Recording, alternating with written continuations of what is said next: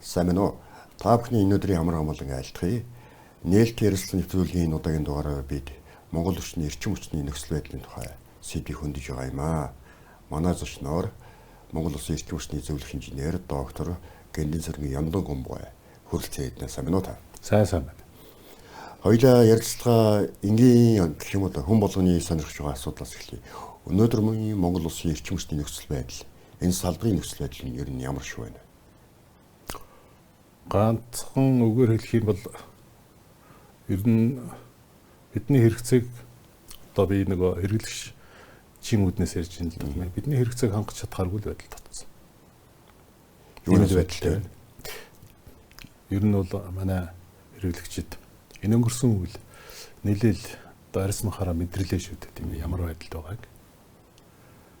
Тийм хэцүү байдал байна. Гол одоо энгийн нэг нь одоо жишээл би тухайн салбарт болж байгаа тэр асуудлуудыг бол мэдэхгүй шүү дээ. Чухам одоо манай техник технологи жишээлх юм бол миний мэдж байгаа зөвлөлт холбоот улсын нийлсэн техник технологи бидний өөрийн боломжоор сайжруулад яваад байгаа гэсэн мэдээлэл байгаа боловч чухам энэ маань хэр түвшинд явж байгаа юм. Бид нар жишээлх юм бол өнгөрсөн өвөл маш олон удаагийн цахилгаан зардалт орлоо. Байшингийн дулаан халд буурлаа гэж бодох юм бол цаанаа техникийн асуудлууд байгаад нөгөө эсвэл бүтэн технологи маань хуульчирч чад байна уу гэж ярих юм бол яг 100% хуульчирсан гэж хэлж болохгүй. Салбарт бол бас нэлээд хэмжээний өөрчлөлт, шинжилтийн асуудал бол хийгдсэн. Тэгвэл ихэнх нь гадаадын зээл тусламжаар. Тэгэхээр салбар маань ер нь бараг бүтнээрээ шахуу төрийн өмчт байгааг бол бид сайн мэдж байгаа шүү дээ. Тэгэхээр төр одоо өмчийн эзэн юм бол энэ өмчөн зохи төвшөнд нь байх асуудлыг анхаарах хэрэгтэй байхгүй юу? Тэгэхээр энэ анхаарал бол их олон жил хаягдсан. За энэс үүдээ салбар бол санхүүгийн том хямралд байгаа. Зарим судалгаагаар 800 тэрбум гэж ярьдаг, зарим судалгаагаар 600 тэрбум гэж ярьдаг.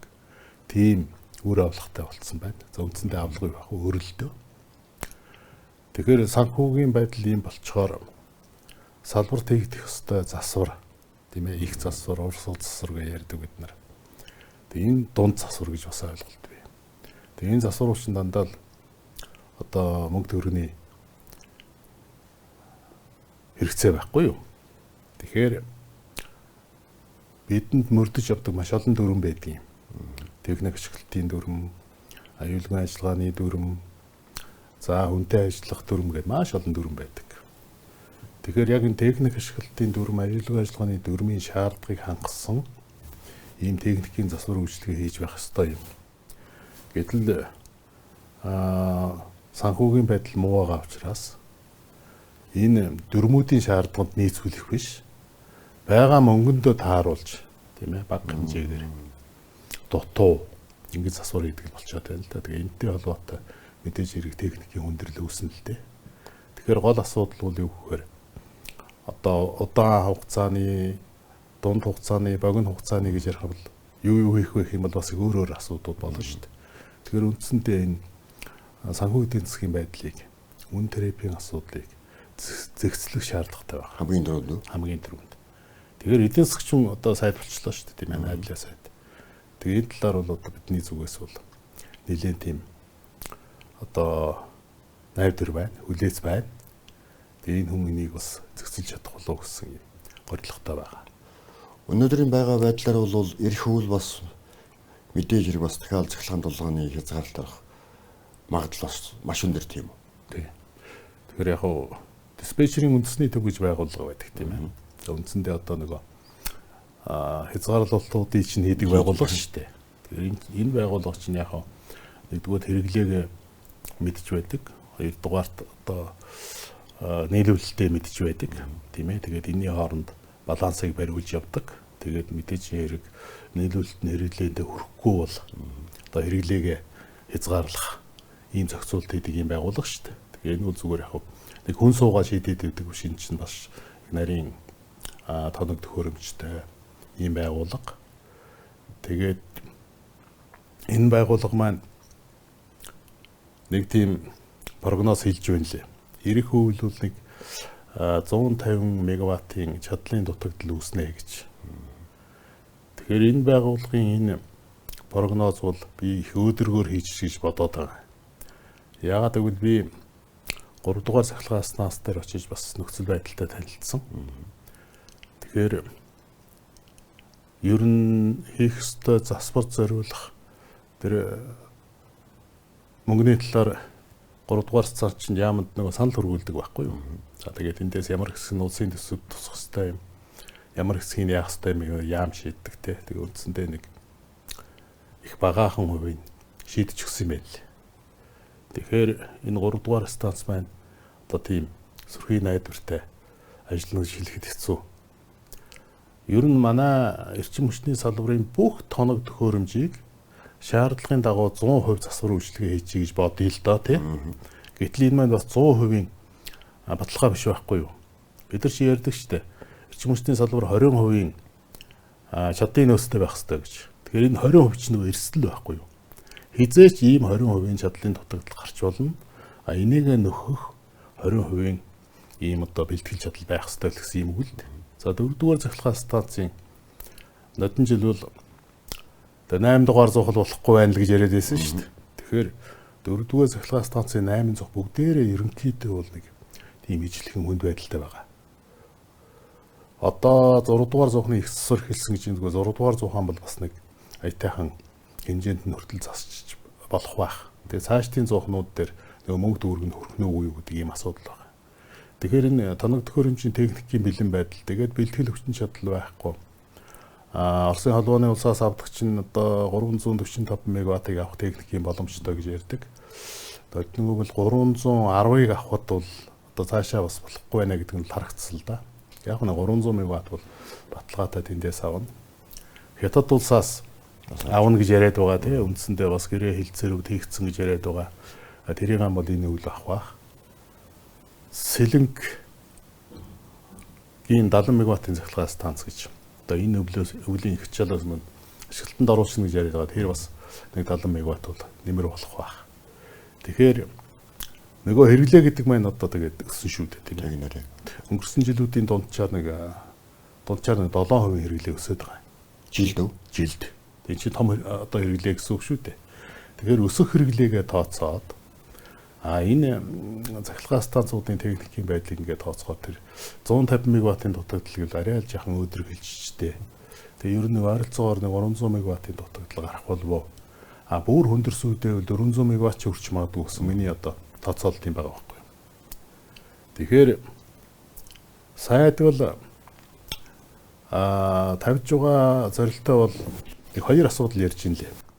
Нэгдүгээрт энэ салбарын үн тариф хоримтлагдсан өр ширний асуудал эдийн санхүү эдийн засгийн хүндрэлүүдийг бол шийдэх ёстой гэж ярьж байна.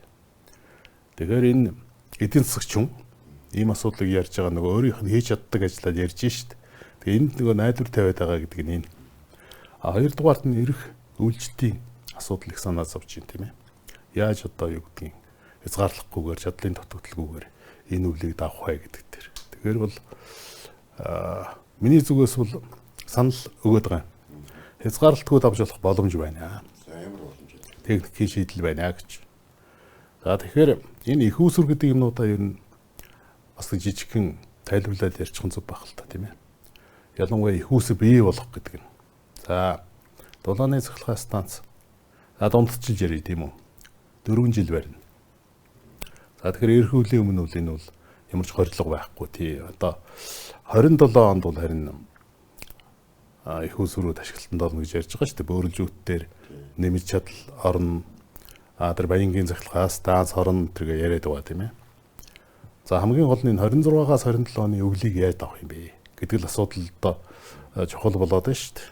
За нарыг аваад үзье. За нарны систем тийм ээ. Одоо тэр батарейтай, инвертортай 3 янзын систем байдаг. Гуруулаа бол барихад бол нэхэх хугацаа шаардахгүй л дээ. Маш богино хугацаанд. Жишээл би бол цуслан дээр нарны систем тавьчихсан. Би бол 7 хоногийн дотор хийсэн тэр. Өөрөө хийсэн л дээ. За нэг иймэрхүү жишээ дээ. Тэгэхээр би юу руу яриагаа хазаалах гэдэг нэхэр хамгийн бага хугацаанд их хэмжээний чадлыг бий болох зүйлчний нарны систем юм аа гэж. Тэгэхээр яг одоо манайх нэг дархмал их өсрөх гэж яриад байгаа шүү дээ. Тэгээ тэрийг энэ айл өрхийн одоо айл болгон өрх болгон үйлдвэрлэгч болгон тэр гэж яриад байгаа юм л да. Тэгээ эн чинь бол том системийн хувьд бол бас жаахан дутагдaltaй л да. За жишээлбэл би манайх бол 6 кВт байхгүй чадлаа. За Улаанбаатар хотод 400 мянган айл байдаг. 400 мянган айл 6 кВт-ийн чадалтай болчихвол энэ ч бас хөөрхөл том чадал гараад ирнэ л дээ. За гэтэл энд эдийн засгийн хүндрэл гардаг юм дээ л да. Ягаад гэвэл энэ айлуудад нөгөө батарейтай систем суулгаж ээж л үр ашиг нь гарна. Одоо батарейндаа хураасан захилгаанаа нөгөө шүн наргуу болонгууд орон байраа халаа. За тэгээд өдөр их нартай үед л нөгөө чадлынхаа илүүдлийг Улаанбаатарын дүүгээс сүлжээнд борлуулна гэх маягаар ийм байдлаар явах байхгүй гэдэг. Гэтэл батарейгүй нарны систем бол бас гайгүй боломжийн хүмүүс бол аваад тавьчих боломжтой тийм ээ. Батарей нэмэгдээд ирэхээр бол их хэцүү үнэтэй болчихдог. За 6 кВт-ийн нарны систем бол 17-аас 18 сая төгрөг болчихж байгаа. За гэтэл манай гэр хороолд 17-аас 18 сая төгрөг аваад энэ нэмийг хэрэгжүүлж одоо ийм өрх тийм зорилго байгаа. Хэр олон байдаг болохгүй дээ. Ер нь их цөөхөн байх гэж би ойлгож байгаа байхгүй юу. Тэгэхээр энэ дээр бас нэг тэрийн тодорхой бодлого хэрэгтэй юм шиг байна. Ер нь бол ийм систем одоо бий болгоцсон айл нэг боломж гарч байгаа шүү дээ. Бас өөрөө захилгаан болж байна. Өөрөө захилгаан үйлдвэрлэнэ. Тэгэхээр тэр өөрөө үйлдвэрсэн захилгааны одоо төр худалдаж авах нь шүү дээ тийм ээ. Худалдаж аваад төрнийг харж үзээд дараа нь одоо тэр одоо өршөр үүсэн шүү дээ энэ чинь. Тэрийг одоо бадаанслах тийм удаан жилийн одоо хөнгөлөлттэй тийм гэрээш байдаг юм. Тийм маягаар энийг бас зохицуулж болох тал харагдаад байгаа. За ямар арга байна та асуулаа. Энэ чинь одоо би системийн асуудалд орох гэж шүү дээ. Тэгэхээр би нэг 400 мегаватт орчим ийм чадлын дутагдал үүсэх магадлалтай болцсошгүй гэж ингэж яриад байгаа шүү дээ. Тэгэхээр нэг 400 мегаватт чадалтай ийм батарей хоригдлоор тавьж болох юм аа гэж. Энэ зүгээр яг олон арга хэмжээний эхнийх нь. Тэгэхээр ийм санал бол үндсэндээ бол одоо манай улсыг дэмждэг орнуудаас бол ер нь цохолцоод эхэлсэн байна. Тэгэхээр 400 мегаваттын хүчин чадлыг 11 сарын 1-ээс өмнө Монгол улсад бий болгож болж байна гэсэн ийм яригдаад байгаа байхгүй. Тэгээ энийг би мэдэж байгаа учраас бол одоо эрх өвлийг бол хязгаарлалтгүй авах боломж нь юм аа гэж. Тэгэхээр энэ 400 мегаватт дээр яг манай мэрэгжлийн хөсөд бас янз янзын ярина шүү дээ. Тэгэхээр диспетчерийн үндэсний төвийн хинтээ энэ асуудлыг би бас ярьсан. Энэ одоо боломж юм байна уу? Яах вэ? Нэмэр болох уу энэ гэдэг. За миний бодол бол нэг тэр гормын тооцоо хийдэг хүмүүсийн бодол бол өөр л дөө. Тэгэхээр тэд нар бол ер нь энэ бол зөв шүү. Энэ маш их нэмэр болно гэж ингэж ярьж байгаа. Тэгэхээр одоо давах шийдэл энэ юм. Тэгээ эн чинь нөгөө одоо эхний асуудал гэдэг нь яг өөр энэ дараагийн ач холбогдол ихтэй. Одоо батарей систем ороод ирэхээр нөгөө нар салхины чинь станцууд бөөнөр ороод ирнэ. Одоо 400 мегаватт хүчин чадалтай нийцсэн тийм нар салхины чадал орж ирэхэд асуудалгүй болж байгаа байхгүй. Яагаад энэ сэргээгт хэрчим хүч чинь бас нэг тодорхой хэмжээгээр ингээд хоригдсон байгаа шүү дээ. Хөгжлөсөн зогссон Монгол улсад бол нэг хэсэг нэлээ явлаа л да. Тэгэхээр батарейгүй болохоор зэрэг одоо та бол андахгүй шүү дээ. Хин ч андахгүй чинь нар бол өдөр нартай үед л байна. Шөнө бол нарны эрчим хүч гэж ямар ч асуудал байхгүй. За салхивал бүрч их гайштай тийм ээ. Дуртай үедээ салхилан дургүй үедээ тэгээ өдөр шөнө хизээ байх нь хамаагүй. Хүнд захирагдахгүй байгалийн хүчинжил байхгүй юм чинь. Тэгэхээр ийм байдал бол манай эрчим хүчний системийн ялангуяа тэр одоо хөрвүүлэх гэж байдаг юм л да тийм ээ. Горим гэж байдаг. Статик горим, динамик горим гэдэг олон янзын асуудал байдаг. Тэгэхээр энийг яхан хүнд асуудалд оролцдог байхгүй юу? Одоо ачаал хэлбэлзүүлээд эхлэх юм шүү дээ. Хэрэглэгчийг л бид нар таамаглаж чадчих байгаа юм тийм ээ. За өглөө нэг ийм эхний намхан бөх. Тэгээ өдийн умдны цагаар жижигхэн багсаад тэгээ ороо нэг бүх хүмүүс ажилласаа дараад гэртээ ирээд тэр үед л ингээд нөгөө том бүхэн үүсдэг. Энэ системийг л бид нар тодорхой хэмжээгээр юу яах вэ? Ер нь бол бүрэн хэмжээгээр зохицуулж чаддаг байхгүй одоо тэр диспетчер үндэсний төв чинь. Гэтэл нөгөө саяны нөгөө нэг өдөр нугаад шин байхгүй болцдог нар тэгээд дуртай үедээ ингэж яадаг салхи энэ ороод ирэхээр нөгөө хоёр бүхтэй тийм ээ шин олон бүхтэй тийм ээ болцдог байхгүй. Нэгдүгээр олон бүхтэй, хоёрдугаар хизээ яах нь мэддэхгүй энэ системийг зохицуулахд хэцүү байдаг. Тэгээ манай энэ том эрчим хүчнийхэн энэ сэргээгтэд нэг хэсэг бол маш дургүй байсан. Энэ юусаа хамгийн балж ийдэр гэдэг. Тэгээ энэ хүнд байдлаас гарах нэг арга гарч ирсэн тэр батарей хураагур байхгүй юу? Тэгээ Монгол улсын суурьлагчин хүчсэн чадал өнөөдрийн байдлаар бараг 2 гигаватт хүрэх гээд байгаа юм. Гэтэл батарей суурьлагдсан батарейн хүчний чадал нь 168 мегаватт гэдэг. Одоо жишээлх юм бол эмээлтийн тийм төрөл болсныг байгаа шүү дээ. Одоо тэр сонгоно гэж ярьдаг л да тэр байгаа. Энэ Вагнуурт нэг 50 мегаватт баригдсан. Тэгээд чинь 168 мегаватт чинь энэ том системтэйгээ харьцуулахад бол бага байгаа байхгүй юу. Тэгэхээр ядаж нөгөө одоо би сая 2 гигаватт шахуу гэж ярьлаа шүү дээ. 2 гигаваттын 20% бэлтгэл гэж би ярьсан шүү дээ. 2 гигаваттын 20% бэлтгэл болохоор зэрэг 400 мегаватт л байхгүй юу. Тэгэхээр энэ бэлтгэлээ Оросууд усан цахилгаан станц бариулахгүй байна. Ер нь энэ импортоор авна гэдэг чинь маш өндөр үнэтэй худалдаж авдаг. Тэгээ энэний оронд тэр 400 мегаваттын хүчин чадлыг энэ батарейгаар бий болгол яасан бэ? Одоо зохицуулах л идчүүд юм чинь. Зохицуулах гэсэн үг шүү дээ. Энийг одоо нэг юу гэдгийг энэ чинь хувьд болохоор зэрэг сонир буцдаг байхгүй юу? За хувийнхан одоо тэр Багнуурын чи хувийнхан хийсэн шүү дээ. Тэгэхээр эдгээр чи яадаг гэхээр аль болох хямд тарифаар худалдаж аваад одоо шилбэл шөнийн багчаал тийм. Тэгээд ороо их ачаалын үеэр аль болох өндөр тарифаар борлуулдаг байхгүй юу? Энийг жишээлбэл 400 мегаватт төрд байх юм бол одоо бие үлээр нь төрд юм байхыг бол эсрүүсдэг хүн л дээ. Гэхдээ яг ийм зохицуулалтын талын юм бол төрд байх ёстой гэж үздэг байхгүй юу? Тэгэхээр энэ диспетчерийн үндэсний төв дээр энэ 400 мегаватт нь удирдлаганд нь байх юм бол энд бол ашиг олох гэж явах хэрэггүй байхгүй юу? Зүгээр л нөгөө одоо юу гэдгийг чадлын дутагдал үүсэх юм бол тэрийг нөхөж өгөөл тийм ээ. Янз бүрийн хэлбэлцэл гарах юм бол тэрийг одоо зохицуулаад ийм байдлаар ажиллах ийм станц одоо усан цэнэг цахилгаан станц гэж адилхан шүү дээ. Цахилгаан станц цахилгаанаа худалдаж аваад усаа дэш нь гаргаад дутагдсан үед нь усаан болгоод цахилгаан яаждаг энтэй адилхан. Тэгэхээр таны яриаг салгаад нэг юм асуучих.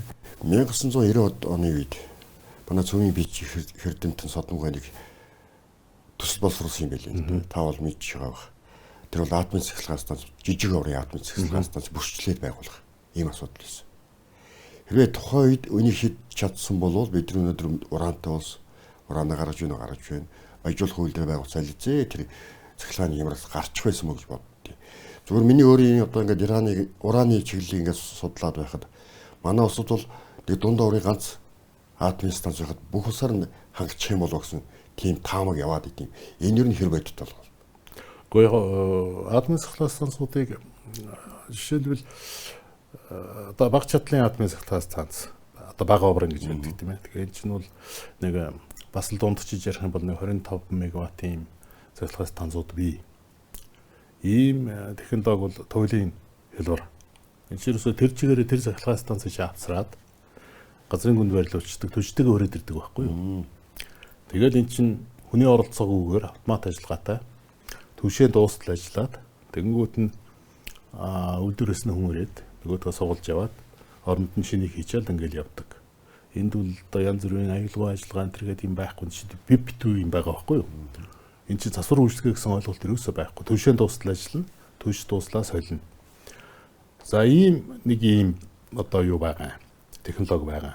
Энэ бол үндсэндээ бас дэлхийн олон оронд хэрэглэгдээд эхэлчихсэн. Ялангуяа Япон бол энэ талаараа бол хүчтэй. За өмнөд Африкт энэ технологи бас байдгийг. Bubble bed технологи гэж нэрлэдэг. Иймнүүд бол би зүгээр их олон жилийн өмнө би уншижсэн өмнөд Африк бол ахуйд цахилгаан намнгүй өгдөг юм байна гэж. Одоо юу болж байгааг би мэдэхгүй. Тэгээ энэ ямар өчтэй хөрийн саяны одоо бага обрын атомын цахилгаан станцын ачаар гэж би уншижсэн юм байна. За дунд чадлыг гэхээр одоо 60 мегаваттын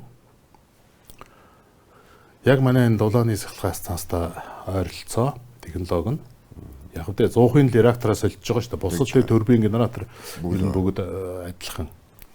Тэгэхээр судлаач дэлхийн судлаачдыг үздэг вөхөр Монголд бол 60 мегаваттын 5 блоктой 300 мегаваттын атомын цахилгаан станц бол эхний ээлжинд байх ёстой гэж. За энэ бол мэдээж хэрэг бүрэн автомат биш, энд хүмүүс ажиллах ёстой тийм ээ.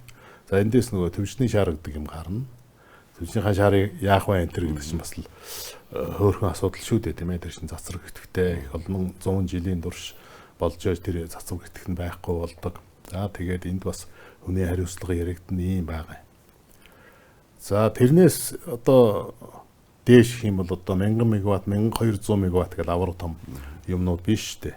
Тэгээ атомын цахилгаан станц тэр зөвхөн миний хувийн бодол. Фукусимагийн аваарын дараа Япон улс нэг хэсэг хаана гэж үзээд. Тэгээд зарим нь хаасан. Тэгээ энэ технологийн талаар Японы эрдэмтэн судлаачид одоо маш гүнзгий ажилласан юм байна лээ. Тэгээ би 3 жилийн өмнө баха Чайкагийн урилгаар Японы цөмийн эрчим хүчний агентлагт зочилсон юм. Тэгэхээр Фукусимагийн сургамжаас болоод бид нар ямар ч аюулгүй ийм одоо цөмийн реактор хийж байгаа гэдэг ийм тэгээд тэрийг үзээд тэгээд нэгдүгээр гайхсан шүтсэн боломж юм байна гэж ойлгосон. Тэр нь болохоор зэрэг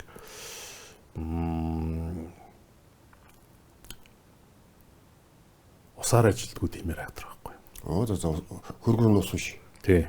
Одоо уламжлалт цахилгаан станц бол одоо метр 60 мегаватт гэж яриад байгаа чинь бол реактор руу ус оруулаад уур болгоод уураар нь турбин эргүүлээд тэгээ ажилласан уур нь эргээд ус болоод ингээд тойроод явдаг. За ус бол засар гэдэхийг л маш сайн шингээдэг. Тэгэхээр нөгөө тийм юм байхгүй тулд ингээд тусгаарлаад 3 контур болгоцсон байдаг шүү дээ тийм ээ. Сүүлчийнх нь контур арай жахан засраг багтаа. Эхнийх нь бол одоо хүн ойртохын аргагүй тийм халуун. Амар засрагтай ус болж халуунда биш. Засрагтай байгаа. Засраг шингээдэг. Тэгэхээр энэ тэр миний үзсэн реактор бол ус хэргэлдэггүй. Тэгээд цикл нь ч одоо бидний энэ манай эрчим хүчнийхэн мэдлэлтэй энэ Ренкиний цикл гэдэг юмар бид нэр ажилтгийн одоо технологийн цикл шүү дээ. Тэр нь бол одоо миний саяны хэлсэн усыг уур болгоод уураа эргэж ус болгоод гэдэг энийг Ренкиний цикл гэдэг байхгүй юу. Тэр одоогийн тэр туршигдж байгаа реактор бол тэр Брайтны цикл гэдэг юмар явдаг. Тэр нь бол шалуундаа бодис нэг төлөв байдлаас нөгөө төлөв байдалд орох асуудал тэнд байхгүй. Зүгээр ер нь температурыг л ашиглаж байгаа байхгүй. Тэнд тэгээд лити гэж хийг ашигладаг юм. Лити гэдэг хийн одоо онцгой чанар нь юу гэхээр засрах үтгэт байцыг ерөөс шингээдэг. Тэгэхээр нөгөө олон контурын хэрэггүй болчихж байгаа байхгүй юу? Нэгдүгээрт, хоёрдугаар аюулгүй болчихж байгаа. Тэгэхээр тэр лити яах вэ гэхээр тодорхой хэмжээний температур аваад 850 градустай энэ тохиолдолд. Тэгээд тэр температурын зөрөөгөр цахилгаанаа гаргаад одоо тийм тусгай зориултын турбин байгаа. Тэгээд хөрөнгүүтээ буцаад нөгөө реакторт ороод ирдэг. Тийм өндөр температурын хийн хөргөлттэй реактор гэж хэлдэг. Тэгээд миний сонирхлыг татсан нэг асуудал нь юу гэхээр тэр цахилгаан реакторын тэр реактороос гарч байгаа тэр халуун хийг усыг задлахад ашиглаж болж байгаа. Тэгээ ус чинь өөрөө сонир штэ. Одоо бид сайн мэднэ H2O гэдэг юм химийн томьёот. Усыг 850 градус хүртэл халаачаар задарчдаг байхгүй. Ус төрөгч хүчилтөрөгч болоод. Тэгэхээр тэр туршилтын станц дээр ус төрөгчийн үйлдэл бас хажууд байж байгаа байхгүй. Тэгэхээр нөгөө одоо шөнийн багчаалын захилгаан хэрэггүй үед нөгөө турбинээ зогсоогоод нөгөө хийгээрээ халуун хийгээрээ усыг 850 градус хүртэл халаагаад тэгээд тэнд ус төрөгч үйлдвэрлээд тэрийг хураагаад байж болж байгаа. За тэрийг цааш нь дахиад олон юмд хэрэгжилж болно л доо. Тэгэхээр Монголын нөхцөлд энэ бас их зүгээр юм болов уу яах юм бол гэдэг. Тэгээ асуугаад тэр захиалаас нь асуусан тэгээд энэ технологийн туршилт хязээ дуусах юм бэ гэсэн. Энэ 2030 онд бид нэр арилжаанд шилжүүлэх зорилготой байна гэж. Тэрээс мэдгүй юм байна. Яг 2030 он ойрох шүү дээ. Өнөөдөр 20 маргаашийн асуудал яа гэж хосоосоо. Тийм ээ тийм. Энэ чи яг зүгээр энэ өвлийн асуудал биш л дээ. Зүгээр ирээдүйд бодох л хэвээр асуудал. Тэгээ их олзуурхсан тэнд 3 Монгол залуу ажиллаж байсан. Хоёр хүүхэн нэг залуу. Залуу нь бол яг тэр саяны ярьсан тэр тусгай реакторын дотор явагдаж байгаа бүх процесс дээр судалгаа хийдэг. Тий. За тэр реактор руу орох гэж гачин болсон шүү дээ бид нар чи. Эхлээд тэр нөгөө цөмийн эрчим хүчний агентлаг руу орох гэж баахан шалгалт зүйлийг дуусаад. Тэгээ нөгөө реакторын өрөөнд орох гэсэн чинь бас баахан хамгаалалттай. Тэгээ тэр нэг хаалга үүд мүүд гэдэг чинь бүр хүний санаанд оромгүй тийм их дамжижлтын дорс. Тэгтэл тэр үл залуу бол ерөөс өдөр болгон тэнд ажилладаг хүн байхгүй юу. Одоо хамгийн эмзэг нууцын мэддэг залуу гэсэн үг. За нэг дараачихын нэг охин байгаа. Одоо охтууд л ихээс яг тэр чинь залуухан одоо хүмүүс байгаа юм чинь. За тэр нь болохоор зэрэг үндсэндээ нэг тийм хилцээний даргын төвчний ажил хийдэг юм байл. Гурав дахь нь болохоор зэрэг экологийн чиглэлийн хүн. Тэгээ яг тэр захирлуулт хийж чад 2030 онд хамгийн түрүүнд бид нар наадах гэж Монгол нэвтрүүлэн шүү. Тэгээ тэр үеэр таныхны нэг гэдэг улсууд зөндөө гарч ирнэ. Тэгээ энэ хүүхэн бол тэр улсуудтай учир начраа олцох хэрэгтэй учраас ингэж бэлдэж байгаа. Тэгээ яг ер нь бол сүүлдэн Жайка энтертэй уулзалтыг хахад бол нэг юм тодорхой болсон. Тэнд одоо Монголын 2000 орчим залуучууд сурдаг юм байлээ. За 1000 нь бол засгийн газрын хоорондын гэрээ хэлцээрийн үндсэн дээр. За бусд нь бол янз янзын шугамар ингээд ажилладаг. Тэгэхээр Япончууд ингэдэг юм байлээ. Ер нь сургууль төгсөнгүүт нэгээс 2 жил дадлагжуулна гэдээ ажиллаулдаг юм байна. Тэгээд энэ дотроос их сайн хүүхдүүдийг сонгож яваад тэг бүр ажил томилчдөг юм байна. Тэгээ яг ер нь таны одоо энэ оюун ухаан сайтай хүмүүсийг ингээд ашиглаж ийн гэж та нар ихтэй ойлгоорой. Бид чинь Монголын ирээдүйн ажилтнуудыг бэлдэж өгч байгаа шүү. Сайн ажилтнууд очин шүү. Энд чинь танай тэрэг болон шүү гэсэн юм сайхан бүлээг тэнтэй сонсч байсан л та. Тэгэхээр миний хувийн бодлол юу гэхээр ерөнхийдөө 2030 хүртэл яраад хэрэггүй. Тэгтээ гэрээ хэлцээр үл хийгчл байх хэвээр. Энэ чинь гэрээ хэлцээр нэгэл нэг 4-5 жил болчдөг л ийм л одоо салвар шүү дээ тийм ээ. Одоо Орос атомтай гэрээ хэлцээр хийж л байна гэж юм. Гэхдээ хийгээл явж л байг. Япончуудаа одоохондоо тийм гэрээ хэлцээр хийгээгүй л байна. Тэгтээ хийх л ёстой нэг өдөр тийм ээ. Хятадтай яах хэвээр ингээ цөмийн эрчим хүч чинь 22 онд баха. 22 оны хавар Европын орнууд чинь нөгөө ногоон орчим хүчтэй оруулаад тооцдог болсон шүү дээ. Тийм учраас энэ асуудал бол зогсохгүй нэг явах л ёстой. Нэвтрүүлгийн цаг маань өндөрлөж байна. Танаас нэг юм асуу. Ер нь манай Монгол улс шиг эстрес уур амьсгалтай. Тэгээд дээр нь за улс төрийн болон нийгмийн үзэгдэл, хүмүүсийн сэтгэл санаа, хууринтгий одоо автомтай ч юм уу ийм улсад ямар эрчим хүчний үүсвэр хамгийн тохиромжтой юм бол хамгийн хурдан хийж болохоор тий хүн болгоод жишээлбэл атомын цэцлааснаас барьлаа гэл барина гэхэд хүмүүс нэг өө энэ ч уран мал өгч чинь би хордчлоо гэл тэнийгэн сэвэл орж ирдэг тийм нийгэм байна шүү дээ. Цахилгаан эрчим хүч ихтэлт наа чин ажиллаад тэгэхээр доор хөвс натчтай юм билээ ганцтай юм билээ гэж цуурж байх чинь гэл ярих юм бол их олон хүчин зүйл байгаа. Яг ийм нөхцөлд ямар эрчим хүчнийг яг тийм одоо үндсэн бааз технологи бид нар барьж явуулдаг. Хуучнаа бариад явах эсвэл одоогийн шинжилгээ гэдэг байгаа энэ шин технологиос аль нь хамгийн гоё таарамжтай бол. Тэр ер нь яг одоо би энэ Монголын улс төрөгчийн зөвлөл гэдэг юмыг толгойлд юм л да. Тийм улс төрөгчийн эрчим хүч гэдэг юмыг Монголд одоо байршуулчих чиглэлээр ажил хийдэг хүн л дээ. Тэгээ үндсэндээ бол одоо бидний лөө хандсан хөрөнгө оруулагч бас нэлээд нэмэгдсэн. За нэг төслөл одоо энэ жил ер нь эхэлчих байх гэсэн юм төсөөлөлтэй байгаа. Тэгэхээр монголчууд чинь их тийм экологийн чиг баримттай. Тийм ээ байгаль орчныг хамгаалдаг. За ус савдгаар хүүхдүүдээ хайлгадаг, тэрүүгээр нь бас хүмүүжүүлж чаддаг ийм ард түмэн юм л да. Тэгэхээр ус төрөгчийн эрчим хүч гэдэг чинь яах вэ гэхээр за усыг садлаад ус төрөгчөө гаргаад авчихна. Ус төрөгчөө одоо шатааж байгаа шүү дээ. Ер нь бол одоо эсэл дэх ургал юм. Эсэлтэн гэдэг чинь одоо нөгөө ус төрөгчөө хүчил төрөгчтэй оруулна гэсэн үг. Тэгэхээр шаталтын бүтээгдэхүүн ус гардаг байхгүй юу? Тийм ээ. Уснаас ус төрөгч гаргаад энергийг аваад тэгээд аягдал нь ус гардаг. Тэгэхээр экологийн одоо талаас нь аваад үзэх юм бол хамгийн боломжийн технологи. Тэг яагаад энэ технологиг Монголд хэрэгжүүлэх гэж зүтгээд байгаа нь бол гол учир нь бол энэ. Энийг монголчууд ер нь эсэргүүцэхгүй болов гэсэн юм ойлголттой байдаг байхгүй юу? За зүгээр бусад одоо энэ эрчимтэй хөгжиж байгаа технологиудаас аваад үзэх юм бол хамгийн хэл багтай нь бол энэ нар. Тэгээ Монгол улс чинь жилийн 365 хоногоос 288 хоног нь нартай байдаг. Тэгээ нарнаас тэр өнгөө эрчмийг аваад ингээд одоо хэрэглэгчдэд ингээд өгөхөд бол тэрийг бол за тэрний хортой энэ нь хортой гэдэг тийм тохиромжгүй гэдэг тийм асуудал ярихгүй байх гэж бодож байгаа. Тийм учраас энэ хоёрыг л би нэрлэмээр байна. Ус төрөгч нь бол жаахан хол. Гэхдээ би бол ямар ч байсан 2028-29 онд эхний төсөл хэрэгжиж чухал уу гэсэн юм бодолтой байгаа. Нар бол одоо тэгэл саяны тэр батарей асуудал шийдэгдэх юм бол тэгээд тэрийг дагаалд явна шүү дээ. Тэр ойлгомжтой асуудал. Гэхдээ одоо дэлхийн эрдэмтдийн үзэж байгаагаар нарны эрчим бол ерөнхийдөө буурч байгаа. Магадгүй одоо хэдэн 100 мянган жилийн дараа энэ бол унтарч магадгүй гэсэн ч таам хүртэл гарч явдаг шүү дээ. Тэгэхээр бас бүр халсын бүр хаяад хэдэн 100 мянган жилийн дараа хэвээр бол бас сонирхолтой байх та. Гөө хэдэн 100 мянга биш л дээ хэдэн 100 сая. Тийм 100 сая л. Хэдэн 100 сая. Тэгэхээр нарны эрчим бол буурж байгаа юм бол ерөөсөй байхгүй. Зүгээр нар бол одоо идэвхжэлтэй үе байдаг тийм ээ. Толов гарчдаг үе байдаг.